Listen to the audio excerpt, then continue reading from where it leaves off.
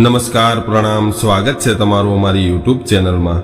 મિત્રો, માતા પિતા કેવળ સંતાનોને જન્મ જ નથી આપતા, પરંતુ પોતાની જાત ઘસીને રાત દિવસ કઠોર પરિશ્રમ કરીને સંતાનોનું પાલન પોષણ કરે છે અને સંતાનોને ભણાવી ગણાવીને એટલા લાયક બનાવે છે કે તેઓ સમાજમાં પોતાનું માથું ઊંચું કરીને જીવી શકે। પરંતુ જ્યારે માતા પિતાની વૃદ્ધાવસ્થા આવે ત્યારે એ જ સંતાનો પોતાના માતા પિતાના આ ઉપકારો ભૂલી જાય છે અને વૃદ્ધ માતા પિતાને ઘરના નોકર સમજવા લાગે છે। ત્યારે માતા પિતાના દિલમાં કેટલું બધું દુઃખ થતું હશે એ વિચારવા જેવી વાત છે। તો મિત્રો, આજની કહાની આવા જ એક પિતાની કહાની છે જેને વૃદ્ધાવસ્થામાં પોતાના જ સંતાનોએ નોકર બનાવી દીધા હતા, પરંતુ અંતમાં પિતાજીએ એક એવો અંતિમ દાવ કર્યો કે દીકરાઓની આંખો ફાટી રહી। તો મિત્રો, આજની કહાની શરૂ કરતા પહેલા તમને વિનંતી છે કે આ કહાની અંત સુધી ધ્યાનથી સાંભળશો તો જ તમને આખી કહાનીનો સાર સમજાશે। અને કહાની પસંદ આવે તો વિડીયોને લાઈક અને તમારા મિત્રો સાથે શેર જરૂર કરજો। તો ચાલો શરૂ કરીએ આજની કહાની। આજે રાજુભાઈ ચિંતાગ્રસ્ત થઈને બેઠા હતા। ઘરમાં શાંત માહોલ હતો। આજે બપોરે પત્નીના 12માની વિધિ પતાવીને ઘરે આવ્યા ત્યારથી ઘરમાં તણાવભર્યું વાતાવરણ હતું। સાંજ સુધીમાં તો દૂરના સંબંધીઓ પાછા ઘરે જવા લાગ્યા હતા। અમુક સગા સંબંધીઓ અને ઘરના સભ્યો બેસીને વિચાર કરી રહ્યા હતા કે આગળ શું કરવું છે। ત્યારે જ અચાનક રાજુભાઈનો મોટો દીકરો બોલ્યો કે તમે બધા બેસીને નક્કી કરી લો કે આગળ શું કરવું છે। મારે તો કાલે સાંજની ફ્લાઇટ છે અને મારે પાછું અમેરિકા જવાનું છે, અને આમ પણ જે થવાનું હતું એ થઈ ગયું છે। મારા અહીં રહેવાથી માં જીવતી તો નહીં થઈ જાય। રાજુભાઈના મોટા દીકરાની આવી વાતથી બધા હેરાન રહી ગયા। રાજુભાઈને 2 દીકરા હતા। મોટો દીકરો વિપુલ અને નાનો દીકરો રસિક છે। રસિકે તો પહેલા જ ફોન કરીને આવવાની ના પાડી દીધી હતી, પરંતુ મોટો દીકરો વિપુલ આવ્યો હતો, પરંતુ તેમણે પણ આવી વાત કહી દીધી। એના લીધે રાજુભાઈ વધારે ચિંતાગ્રસ્ત થઈ ગયા હતા। થોડા દિવસોમાં તો બધા જ સગા સંબંધીઓ જતા રહ્યા। હવે ઘરમાં કેવળ રાજુભાઈ અને એનો નોકર રામુ વધ્યા હતા। ઉદાસીમાં ઘેરાયેલા રાજુભાઈ આજે પોતાની પત્નીને યાદ કરીને ડાયરી લખવા બેસી ગયા।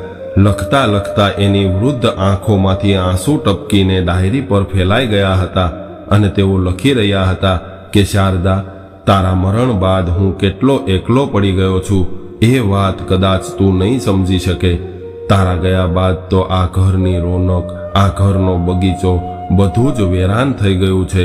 મારી તો દુનિયા જ ઉજળી ગઈ છે। કેટલી તેજ રફતારવાળી આ દુનિયા છે કે આજે મારા દીકરા પાસે પોતાના વૃદ્ધ પિતા સાથે વાત કરવાનો પણ સમય નથી।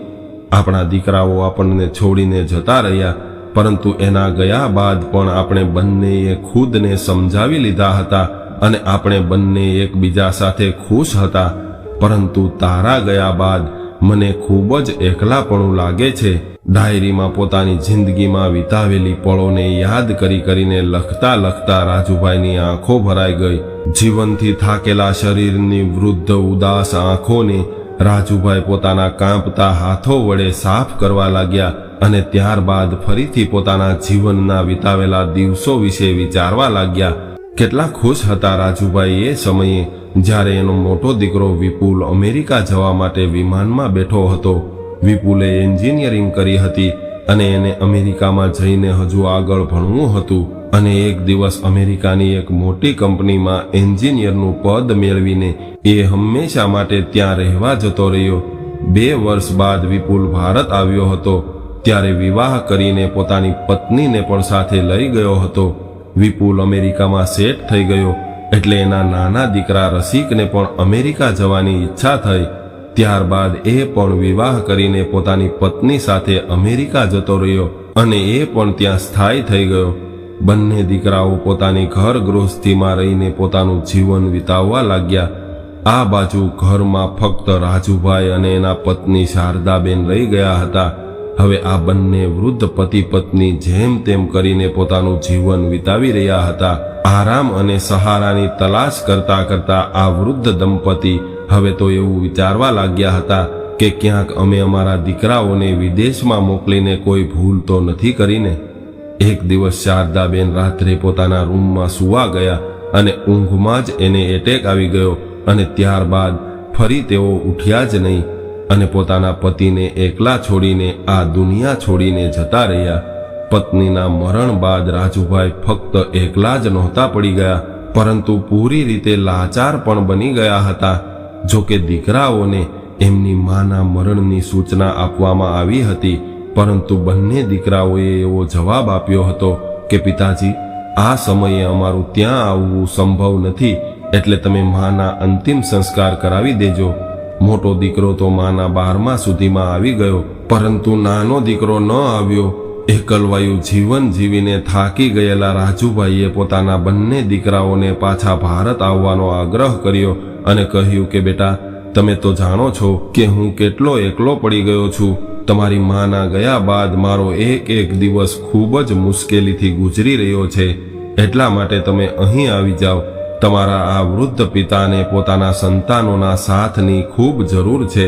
પરંતુ દીકરાઓનો ઉત્તર સ્પષ્ટ હતો કે પિતાજી, હવે અમારું ભારત આવીને ત્યાં રહેવું સંભવ નથી. અહીં અમેરિકામાં અમે અમારું જીવન જેવી રીતે જીવી રહ્યા છીએ એવી રીતે ત્યાં આવીને જીવવું અમારા માટે મુશ્કેલ થઈ જશે. હવે રાજુભાઈ સમજી ગયા હતા કે મારા દીકરાઓ પશ્ચિમની સંસ્કૃતિમાં ભળી ગયા છે. એની અંદર વિવેક ઓછો અને ખોટી પ્રશંસાના તર્ક વધારે હતા. બંને દીકરાઓની દલીલો સાંભળીને રાજુભાઈએ એકેય દીકરાને ફરીવાર પાછું આવવાનું ન કહ્યું અને એ સમયે રાજુભાઈએ ચૂપ રહેવાનું ઉચિત સમજ્યું હતું. આવી રીતે ધીરે ધીરે સમય વીતવા લાગ્યો. દીકરાઓ ક્યારેક ફોન કરતા હતા તો બસ ફોર્માલિટી નિભાવવા માટે જ ફોન કર્યો હોય એવી રીતે ખબર અંતર પૂછી લેતા અને લગભગ 2 વર્ષ બાદ તો દીકરાઓના ફોન આવવાનું પણ બંધ થઈ ગયું હતું. જ્યારે રાજુભાઈ સામેથી ફોન કરતા તો દીકરાઓનો એક જ જવાબ મળતો કે અત્યારે અમે વ્યસ્ત છીએ, થોડા સમય બાદ અમે ફોન કરશું. હવે રાજુભાઈના મનમાં પોતાના જીવનના કડવા અનુભવો અને સ્વાર્થી સંતાનોની યાદો પણ ધૂંધળી થવા લાગી હતી અને તેઓ પોતાનું મન મારીને જીવન જીવી રહ્યા હતા. એક દિવસ જ્યારે પાડોશમાં રહેવાવાળા વિનોદભાઈ, જે રાજુભાઈના દોસ્ત હતા, એ તેમની પાસે આવીને બેઠા હતા અને રાજુભાઈના હાલચાલ પૂછી રહ્યા હતા. ત્યારે જ અચાનક રાજુભાઈનો નાનો દીકરો ભારત આવવાની કોઈ પણ જાણ કર્યા વગર ઘરે આવી ગયો અને વર્ષો બાદ પોતાના દીકરાનો ચહેરો જોઈને રાજુભાઈનો ગુસ્સો ગાયબ થઈ ગયો. બધી જ ચિંતા છોડીને રાજુભાઈ તરત જ પોતાના દીકરાને ભેટી પડ્યા અને કહેવા લાગ્યા કે તું આવી ગયો દીકરા. એટલે દીકરાએ કહ્યું કે પિતાજી, હું તમને મારી સાથે અમેરિકા લઈ જવા માટે આવ્યો છું. હવે તમે તમારી જિંદગીના અંતિમ દિવસો તમારા સંતાનો સાથે વ્યતીત કરો. ત્યારબાદ દીકરાએ કહ્યું કે પિતાજી, તમે દુકાન અને મકાન વેચી નાખો, હવે અહીં શું રાખ્યું છે? અને વિનોદભાઈ, જે એક પ્રોપર્ટી ડીલર હતા, એ આ બધી વાતો સાંભળી રહ્યા હતા. એટલે એમણે રાજુભાઈને એક સલાહ આપી કે આટલી જલ્દીમાં દુકાન અને મકાન વેચવાથી સારી કિંમત નહીં મળી શકે, એટલે જ્યારે કોઈ ગ્રાહક મળશે ત્યારે હું તમને સૂચના આપી દઈશ. આ વાત રાજુભાઈને સારી લાગી અને આમ પણ પોતાનું ઘર કે જ્યાં એના પત્ની શારદાબેનની ઘણી બધી યાદો વસેલી હતી, એને છોડવાનું રાજુભાઈનું પણ બિલકુલ મન નહોતું. એટલે રાજુભાઈ પોતાનું ઘર પોતાના વિશ્વાસપાત્ર નોકર રામુના હાથમાં સોંપીને હંમેશા માટે અમેરિકામાં દીકરાના ઘરે રહેવા જતા રહ્યા. પરંતુ થોડા સમયમાં જ રાજુભાઈની સામે પોતાના દીકરાઓની મીઠી મીઠી વાતોની પાછળ છુપાયેલા એના ખતરનાક ઈરાદાઓ ઉજાગર થઈ ગયા. હવે તો અમેરિકામાં પણ એને 1 વર્ષ થઈ ગયું હતું અને આ 1 વર્ષમાં રાજુભાઈને દીકરાના ઘરમાં ઘણું બધું કામ કરવું પડ્યું હતું. જે વ્યક્તિએ ભારતમાં રહીને પોતાના ઘરમાં 1 ગ્લાસ પાણી પણ ખુદ ઉઠીને નહોતું પીધું, એ વ્યક્તિ હવે પોતાના સંતાનોના આદેશ પર જમવાનું બનાવવા અને સંતાનોને પાણી પીવડાવવા માટે મજબૂર હતા. પોતાના ઘરમાં રહીને એમણે ક્યારેય પોતાનો એક રૂમાલ પણ ધોયો નહોતો. એ વ્યક્તિ આજે અમેરિકામાં આવીને દીકરાના ઘરે નોકરની જેમ બધા જ કપડાં ધોઈ રહ્યો હતો, તેમજ દીકરાના બંને બાળકોની દેખભાળ કરવાનું અને એના રૂમ સાફ કરવાના, બાળકોને સ્કૂલે મૂકવા જવાના અને પાછા લાવવાના, આ બધું કામ રાજુભાઈ માટે તો હવે સામાન્ય બની ગયું હતું. પરંતુ જરૂરિયાતથી વધારે કામ કરવાના લીધે અને વૃદ્ધ શરીર પર કામનું ભારણ રહેવાના લીધે રાજુભાઈ હવે બીમાર રહેવા લાગ્યા હતા. એટલે મજબૂર થઈને દીકરો પિતાજીને ડોક્ટર પાસે લઈ ગયો અને ડોક્ટરે થોડા દિવસ માટે એને હોસ્પિટલમાં એડમિટ કરવાનું કહ્યું. પરંતુ હવે દીકરો અને વહુ પિતાજીની સારવાર માટે વધારે ખર્ચો કરવા અને સમય બગાડવા નહોતા માંગતા અને રાજુભાઈનો કોઈ મેડિકલ વીમો પણ નહોતો. એટલા માટે આર્થિક સહાયતા મેળવવાની આશાએ દીકરાએ અમેરિકાના સોશિયલ સિક્યુરિટી કાર્યાલયમાં અરજી કરી તો એમણે પણ એવું કહીને ના પાડી દીધી કે આ સુવિધા કેવળ એવા પ્રવાસીઓને મળે છે જેમણે સોશિયલ સિક્યુરિટી નંબર સાથે 3 વર્ષ સુધી કાર્ય કર્યું હોય. આ ખબર પડ્યા બાદ દીકરો અને એની પત્ની હેરાન રહી ગયા. હવે બંનેના ઈરાદાઓ પર પાણી ફરી વળ્યું, કેમ કે એમણે તો એવું વિચાર્યું હતું કે પિતાજીને આપણી પાસે બોલાવીને રાખશું તો એ આપણા બંનેના બાળકોની દેખભાળ કરશે અને ઘરનું કામ કરશે, તેમજ સરકાર તરફથી મળવાવાળી $500ની સોશિયલ સિક્યુરિટીની આર્થિક સહાયતા પણ આપણને મળવા લાગશે. હવે દીકરા અને વહુને એવું લાગવા લાગ્યું કે પિતાજીને અહીં લાવીને આપણે ભૂલ કરી છે. અને આ બાજુ રાજુભાઈની વૃદ્ધ આંખોએ દીકરા અને વહુના ઈરાદાઓને ઓળખી લીધા હતા. તેઓ સમજી ગયા હતા કે હવે મારા દીકરા અને વહુને મને એના ઘરે રાખવો એ બોજ સમાન લાગી રહ્યું છે. એને એ વાત સમજતા વાર ન લાગી કે મારો દીકરો અચાનક અમેરિકાથી ભારત આવ્યો અને મને પોતાની સાથે અહીં શા માટે લાવ્યો હતો. પ્રેમ અને પોતાનાપણું તો માત્ર એક નાટક હતું, પરંતુ સત્ય તો એ હતું કે મારા દીકરા અને વહુને પોતાના બાળકોની સાર સંભાળ રાખવા માટે એક નોકરની જરૂર હતી.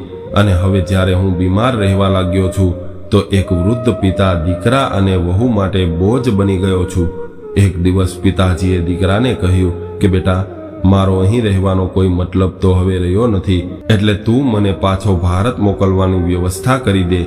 આટલું સાંભળતા જ દીકરો અને વહુ ગુસ્સો કરવા લાગ્યા અને વહુ ચિલ્લાઈને કહેવા લાગી કે તમે સમજી શું રાખ્યા છે અમને? અહીંયા અમને કોઈ કુબેરનો ખજાનો નથી મળી ગયો કે તમે જેટલા ચાહો એટલા ખર્ચો કરાવતા રહો. ફ્લાઇટની ટિકિટ પણ કમસે કમ $2000ની આવશે અને તમારા માટે અમે આટલા બધા પૈસા ક્યાંથી લાવશું? પોતાના દીકરાની સામે જ વહુના આવા કડવા શબ્દો સાંભળીને રાજુભાઈના દિલમાં ખૂબ જ દુઃખ થયું અને દીકરા તરફ જોઈને કહેવા લાગ્યા કે બેટા, તો તું મને વિપુલના ઘરે મોકલી દે, જેનાથી તારા પરથી થોડો ભાર ઓછો થઈ જશે. એટલે રસિક કહેવા લાગ્યો કે મોટા ભાઈને ફોન કર્યો હતો, પરંતુ ભાઈ અને ભાભી બંનેમાંથી કોઈ પણ તમને પોતાની સાથે રાખવા માટે તૈયાર નથી. ઉલટાના તેઓ એવું કહી રહ્યા છે કે હું તમને અહીં લઈને આવ્યો છું તો આ પરેશાની મારી છે અને તારી પરેશાની તું ભોગવ. હવે દીકરાના મોઢેથી આવી કડવી વાતો સાંભળીને રાજુભાઈ પોતાનું માથું પછાડવા લાગ્યા અને તેઓ સમજી ગયા હતા કે હવે અહીં મારા એકેય સંતાનને મારી જરાય ચિંતા નથી રહી. ત્યારબાદ વિચારવા લાગ્યા કે મેં આવડી મોટી ભૂલ કેવી રીતે કરી નાખી અને મેં મારા દીકરાની વાતોમાં આવીને મારો દેશ છોડી દીધો. પરંતુ હવે શું થઈ શકે? હવે તો રાજુભાઈ વહુની આંખોમાં કણાની જેમ ખટકી રહ્યા હતા. પરંતુ કોણ જાણે એક દિવસ વહુના મનમાં શું આવ્યું કે ખૂબ જ પ્રેમથી પિતાજીને કહેવા લાગી કે પિતાજી, તમે ઘરે બેઠા બેઠા કંટાળી ગયા હશો, એટલે તમે મારી સાથે ચાલો, હું તમને સારા કપડાં લઈ દઉં છું અને ક્યારેક તમે બહાર ફરશો તો તમારું મન પણ હળવું થશે. આવું કહીને વહુ રાજુભાઈને મોલમાં લઈને આવી. ખરીદી કર્યા બાદ વહુ અચાનક કહેવા લાગી કે પિતાજી, હું ઘરેથી મોબાઈલ લાવવાનું તો ભૂલી ગઈ છું અને આ બધું પેમેન્ટ તો મોબાઈલથી કરવાનું હતું, એટલે તમે અહીં ઊભા રહેજો, હું થોડી વારમાં જ મોબાઈલ લઈને આવું છું. આટલું કહીને વહુ મોલની બહાર જતી રહી અને ત્યારબાદ પાછી આવી જ નહીં. હવે બિચારા રાજુભાઈ મોલમાં આમ તેમ ભટકવા લાગ્યા. થાકી હારીને આખરે મોલની બાજુમાં જ એક બાકડા પર બેસી ગયા અને પોતાની વહુની રાહ જોવા લાગ્યા. આવી રીતે રાહ જોતા જોતા ભૂખ્યા તરસ્યા રહીને સાંજ પડી ગઈ અને અંગ્રેજી બોલતા તો રાજુભાઈને આવડતું નહોતું, એટલે કોઈને પોતાનું દુઃખ બતાવે તો કેવી રીતે બતાવે? ખિસ્સામાં ફક્ત $5 પડ્યા હતા, એટલે તેમણે વિચાર્યું કે મારા દીકરાને ફોન કરું, પરંતુ દીકરાનો ફોન નંબર પણ યાદ નહોતો. હવે ત્યાં બેઠા બેઠા રાત થઈ ગઈ અને મોલ બંધ થવાનો સમય થયો. હવે તો રાજુભાઈને પણ શંકા થવા લાગી હતી કે વહુએ મને જાણી જોઈને અહીં એકલો છોડી દીધો છે. મારા પોતાના સંતાનો જ મારી સાથે આવું કરશે એવો વિચાર કરીને રાજુભાઈ ત્યાં જ બેસીને રડવા લાગ્યા. થોડી વાર બાદ રાજુભાઈ ઊભા થઈને અજાણી સડક પર ચાલવા લાગ્યા. ચાલતા ચાલતા એને સામે એક મંદિર જોવા મળ્યું. અજાણ્યા દેશમાં અજાણ્યા લોકો વચ્ચે ખુદને એકલા મહેસૂસ કરતા કરતા રાજુભાઈ મંદિર તરફ જોવા લાગ્યા તો એને એક પોતાનાપણાનો અહેસાસ થયો. ત્યારબાદ મંદિરમાં જઈને ભગવાન સામે બેસીને ખૂબ રડ્યા અને ભગવાનને પૂછવા લાગ્યા કે આખરે મેં એવા તો કયા કર્મ કર્યા હશે કે આજે મારે આવા દિવસો જોવા પડે છે. આવું વિચારીને રાજુભાઈ મંદિરમાં જ બેસી રહ્યા. હવે મંદિર બંધ કરવાનો સમય થયો એટલે પૂજારીની નજર રાજુભાઈ પર પડી અને પૂજારી એક ભારતીય યુવક હતો એટલે તે રાજુભાઈ પાસે બેસીને પૂછવા લાગ્યો કે શું થયું છે તમને? તમે શા માટે રડી રહ્યા છો? હવે આ અજાણ્યા દેશમાં કોઈના મોઢેથી હમદર્દી ભર્યા શબ્દો સાંભળીને રાજુભાઈ વધારે જોર જોરથી રડવા લાગ્યા. એટલે પૂજારીને સમજાઈ ગયું કે આ વૃદ્ધ વડીલ પોતાના સંતાનોથી દૂર થઈ ગયા છે. એટલે પૂજારીએ પહેલા તો રાજુભાઈને ભરપેટ જમવાનું આપ્યું. ત્યારબાદ એને પૂછ્યું કે તમારી આવી સ્થિતિ કેવી રીતે થઈ ગઈ? પરંતુ રાજુભાઈને તો દીકરાના ઘરના એડ્રેસની ખબર નહોતી કે એના ફોન નંબર પણ યાદ નહોતા. એટલે પૂજારીએ નિયમ પ્રમાણે સૌથી પહેલા પોલીસ સ્ટેશને ફોન કર્યો. ત્યારબાદ આવશ્યક પોલીસ કાર્યવાહી કર્યા બાદ પૂજારીએ રાજુભાઈને મંદિરમાં બનેલા રૂમમાં રહેવા માટે જગ્યા આપી. જ્યારે રાજુભાઈ થોડા શાંત થયા ત્યારે પૂજારી પૂછવા લાગ્યા એટલે રાજુભાઈએ એની સ્થિતિનું આખું વર્ણન કર્યું. એટલે પૂજારીએ કહ્યું કે આવી ઘટનાઓ તો અહીંયા રોજ બને છે. દીકરા અને વહુઓ પોતાના વૃદ્ધ માતા પિતાને નોકર બનાવીને અહીં લાવે છે પરંતુ પોતાની સાથે ત્યાં સુધી જ રાખે છે જ્યાં સુધી એની તબિયત સારી હોય અને એના ઘરનું કામકાજ કરી શકે એવા હોય. પરંતુ જ્યારે આ વૃદ્ધ માતા પિતાઓ બીમાર પડે અને એની દવાનો ખર્ચો કરવો પડે છે ત્યારે આ લોકોને વૃદ્ધ માતા પિતા બોજ લાગવા લાગે છે એટલે ઘરમાંથી કાઢી મૂકે છે. પૂજારીની વાત સાંભળીને રાજુભાઈ હેરાન રહી ગયા. રાજુભાઈ પૂરી રીતે તૂટી ગયા હતા. બીજા દિવસે પોલીસે મોલના સીસીટીવી કેમેરા ચેક કર્યા અને રાજુભાઈના દીકરાની વહુની ઓળખ કરી લીધી. ત્યારબાદ એના દીકરા અને વહુને શોધી લીધા.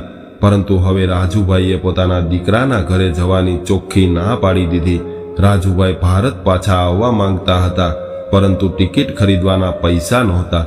રાજુભાઈએ પૂજારી પાસેથી મોબાઈલ લઈને પોતાના મિત્ર વિનોદભાઈને ફોન કર્યો પરંતુ એનો ફોન બંધ આવી રહ્યો હતો. ઘણી વાર કોશિશ કર્યા બાદ પણ વિનોદભાઈનો ફોન ન લાગ્યો. એટલે રાજુભાઈએ પોતાના નોકર રામુને ફોન કર્યો. જ્યારે રામુએ ફોન ઉઠાવ્યો એટલે રાજુભાઈના હાલચાલ પૂછવા લાગ્યો અને કહેવા લાગ્યો કે કેમ છે તમને? તમારી તબિયત તો સારી રહે છે ને? તમારી ખૂબ યાદ આવે છે. નોકરના મોઢેથી આવા પ્રેમ ભર્યા શબ્દો સાંભળીને રાજુભાઈની આંખોમાં આંસુ આવી ગયા.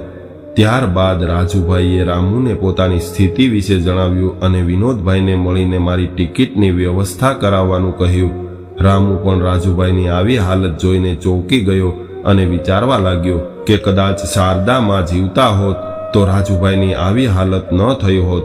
આજે તેઓ આવી હાલતમાં અજાણ્યા દેશમાં રહેવા માટે મજબૂર છે અને રામુ યાદ કરવા લાગ્યો કે કેવી રીતે રાજુભાઈએ મારી મદદ કરી હતી. જ્યારે મારી માં બીમાર હતી ત્યારે એમણે મારી માના ઈલાજનો બધો ખર્ચો ઉઠાવ્યો હતો અને જ્યારે હું પૈસા પાછા આપવા આવ્યો ત્યારે એમણે મારી પાસેથી એક પૈસો પણ નહોતો લીધો. એટલે આજે એનું અહેસાન ચૂકવવાનો સમય આવી ગયો છે. આવું વિચારીને રાજુભાઈના નોકર રામુએ એની મદદ કરવાનું વિચારી લીધું અને જેમ તેમ કરીને 5 દિવસની અંદર એમણે બતાવેલા એકાઉન્ટમાં પૈસા પહોંચાડી દીધા અને અઠવાડિયાની અંદર રાજુભાઈ ભારતમાં પોતાના ઘરે પહોંચી ગયા. ઘરે પહોંચીને રામુને મળીને એને ભેટી પડ્યા અને જોર જોરથી રડવા લાગ્યા અને કહેવા લાગ્યા કે કેવી રીતે વિદેશની ધરતી ઉપર એક એક પળ એના માટે મુશ્કેલ હતો. બીજા દિવસે વિનોદભાઈનો આભાર માનવા માટે એના ઘરે ગયા ત્યારે ખબર પડી કે વિનોદભાઈ તો 1 મહિના પહેલા જ આ દુનિયા છોડીને જતા રહ્યા છે. આ જાણીને રાજુભાઈને એક ઝટકો લાગ્યો. એનું મન ઉદાસ થવા લાગ્યું. ત્યારે જ અચાનક વિચારવા લાગ્યા કે વિનોદભાઈ તો મરણ પામ્યા છે તો પછી રામુએ આ પૈસાની વ્યવસ્થા કેવી રીતે કરી હતી? એટલે તેઓ તરત જ ઘરે આવ્યા અને રામુને પોતાની પાસે બેસાડ્યો અને પૈસા વિશે પૂછવા લાગ્યા, પરંતુ નોકર રાજુભાઈને જણાવવા નહોતો માંગતો. ઘણી વાર પૂછ્યા બાદ રામુએ જણાવ્યું કે મેં મારું નાનું એવું મકાન છે એ ગીરવે મૂકીને આ પૈસાની વ્યવસ્થા કરી હતી. ત્યારબાદ રાજુભાઈના પગમાં બેસીને કહેવા લાગ્યો કે આ મદદ તો કાંઈ નથી એ મદદની સામે જે તમે મારી માં બીમાર પડી હતી એ સમયે મને મદદ કરી હતી, અને આમ પણ એટલા બધા અહેસાન છે તમારા મારી ઉપર, તો પછી હું તમને આવી હાલતમાં કેવી રીતે જોઈ શકું. નોકરની વાત સાંભળીને રાજુભાઈએ એને ગળે લગાવી લીધો અને એની આંખોમાં ફરીથી આંસુ આવી ગયા અને પોતાની પત્નીના ફોટા સામે જોઈને વિચારવા લાગ્યા. આજે પણ એના દીકરાઓ વિશે વિચારીને રાજુભાઈ માનસિક ચિંતામાંથી બહાર નહોતા આવી શકતા. એનું શરીર રોજ રોજ કમજોર થઈ રહ્યું હતું. ત્યારબાદ એક સમય એવો પણ આવી ગયો જ્યારે રાજુભાઈ પથારીમાં રહેવા મજબૂર થયા. હવે રાજુભાઈ ટોયલેટ સુધી પહોંચવા માટે પણ લાચાર હતા, પરંતુ એના નોકર રામુએ રાજુભાઈની રાત દિવસ સેવા કરી, એને નવડાવ્યા ધોવડાવ્યા, એની ગંદકી સાફ કરી, અને જ્યારે રાજુભાઈની વધારે ખરાબ તબિયત રહેવા લાગી ત્યારે એક દિવસ રાજુભાઈએ પોતાના ઘરે વકીલને બોલાવ્યા અને પોતાની દુકાન, મકાન અને તમામ સંપત્તિની વસિયત લખાવી, અને એમણે નોકર રામુને પણ જણાવી દીધું હતું કે મારી વસિયત મેં આપણા વકીલ પાસે રાખી છે, અને મારા મૃત્યુ થયા બાદ મારા અંતિમ સંસ્કાર કર્યા પહેલા જ મારી આ વસિયત બધા લોકોને વાંચી સંભળાવજો, ત્યારબાદ જ મારા અંતિમ સંસ્કાર કરજો. આખરે એ દિવસ પણ આવી ગયો જ્યારે રાજુભાઈનું મરણ થયું અને એના ઘરના આંગણામાં એનું પાર્થિવ શરીર રાખ્યું હતું. રાજુભાઈના બધા જ સગા સંબંધીઓએ બંને દીકરાઓને ફોન કરીને જણાવી દીધું હતું, એટલે બીજા દિવસે તો બંને દીકરાઓ પણ અહીં પહોંચી ગયા અને વકીલ સાહેબને પણ જણાવી દીધું હતું, એટલે વકીલ સાહેબ પણ આવી ગયા અને વકીલ સાહેબને જોઈને બધા લોકો એની સામે જોતા રહી ગયા. ત્યારબાદ વકીલ સાહેબે રાજુભાઈની વસિયત વાંચવાનું શરૂ કર્યું. વસિયતમાં એવું લખ્યું હતું કે હું રાજુભાઈ પટેલ ખૂબ જ વિચાર કરીને આ વસિયત લખાવું છું, અને મારા મૃત્યુ બાદ મારી આ વસિયત પ્રમાણે મારી સંપત્તિના હકદાર મેં આ વસિયતમાં જણાવ્યું છે એ લોકો રહેશે. સૌથી પહેલા તો મારા પૂર્વજોનું આ મકાન મારા નોકર રામુના નામે કરું છું, અને મારી દુકાન પર પણ ફક્ત મારા રામુનો જ હક રહેશે, અને મારા બેંક એકાઉન્ટમાં વધારે પૈસા તો નથી રાખ્યા, પરંતુ મારી કમાણીમાંથી બચાવેલા 1 લાખ રૂપિયા છે એ રૂપિયા પણ હું મારા નોકરને આપવા માંગુ છું.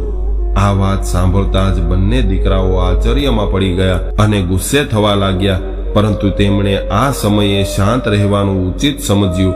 આ બાજુ નોકર રામુ જોર જોરથી રડી રહ્યો હતો અને વકીલ સાહેબે વસિયત વાંચવાનું શરૂ રાખ્યું. ત્યારબાદ વસિયતમાં લખ્યું હતું કે મારી પત્ની શારદાના ઘરેણા હું બંને દીકરાઓને અડધા અડધા આપું છું, અને આ મારી પત્નીની ઈચ્છા હતી, અને આના સિવાય હું મારા દીકરાઓને મારી અન્ય કોઈ પણ સંપત્તિના હકદાર નથી માનતો, અને મારા પાર્થિવ શરીરને મુખાગ્નિ આપવાનો હક પણ મારા નોકર રામુને આપું છું. એ મારો સગો દીકરો નથી, પરંતુ હું એને મારા દીકરા કરતાં પણ વધારે માનું છું, કેમ કે સંતાનનું સુખ તો મને મારા રામુ દ્વારા જ પ્રાપ્ત થયું છે. મારા નોકરની રગોમાં મારું લોહી નથી, તો પણ એમણે મારી એવી સેવા કરી છે કે જેવી રીતે એક મા પોતાના અબુધ બાળકને પાળતી હોય, અને એ પણ બિલકુલ નિસ્વાર્થ ભાવથી. કેટલું મોટું અંતર છે મારા ખુદના સંતાનો અને મારા નોકરમાં. મારા ખુદના સંતાનો કે જેને અમે આ દુનિયામાં લાવ્યા હતા, અને એના પાલન પોષણમાં પણ અમે ક્યારેય કોઈ પણ ચીજની કમી નથી રહેવા દીધી, અને એમને એટલા લાયક બનાવ્યા હતા કે તેઓ માથું ઊંચું કરીને જીવી શકે. આટલું બધું કર્યું હોવા છતાં પણ આશ્ચર્યની વાત એ હતી કે મારા પોતાના સંતાનોએ મને પોતાનો પિતા સમજવાના બદલે અત્યાર સુધી મને એક નોકર સમજતા રહ્યા. હવે વકીલ સાહેબ થોડી વાર માટે રોકાઈ ગયા અને પોતાના આંસુ લૂછવા લાગ્યા. આસપાસમાં ઉભેલા બધા જ સંબંધીઓની આંખો ભરાઈ ગઈ હતી. ત્યારબાદ વકીલ સાહેબે અંતિમ લાઈન વાંચી કે હું ભગવાનને એટલી પ્રાર્થના કરું છું કે વૃદ્ધાવસ્થામાં મારે જેવા દિવસો જોવા પડ્યા છે એવા દિવસો મારા દીકરાઓને ક્યારેય ન જોવા પડે. હવે આ વસિયત સાંભળવાવાળા દરેક વ્યક્તિની આંખોમાં આજે આંસુ હતા, અને બંને દીકરાઓના માથા શરમથી ઝૂકી ગયા હતા. રાજુભાઈ સાથે કોઈ પણ લોહીનો સંબંધ ન હોવા છતાં પણ એના નોકર રામુએ સાબિત કરી દીધું હતું કે આ દુનિયામાં એક એવો સંબંધ હજુ પણ જીવિત છે જેનું નામ છે ઇન્સાનિયત. તો મિત્રો, આજની કહાની તમને કેવી લાગી કોમેન્ટમાં જરૂર જણાવજો, અને પસંદ આવી હોય તો વિડીયોને લાઈક, શેર અને નવા હોય તો ચેનલને સબસ્ક્રાઇબ જરૂરથી કરજો. હર હર મહાદેવ.